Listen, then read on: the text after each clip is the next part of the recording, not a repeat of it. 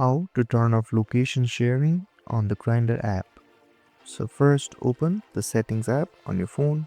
From here, you will see a search bar at the top of your screen. Simply tap on it and type in apps.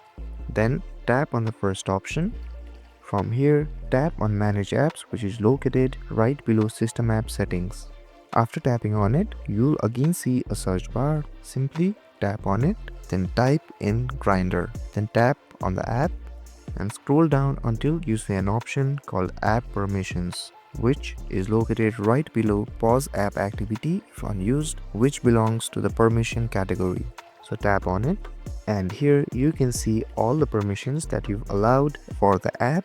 Simply tap on the location option, then you'll see an option called Don't Allow. Simply tap on it, and by following these simple steps, you can turn off location sharing in the Grindr app. If this video helped you, don't forget to like, share and subscribe, and hit that notification bell so you don't miss any of our videos. Thank you so much for watching, and I'll see you guys next time.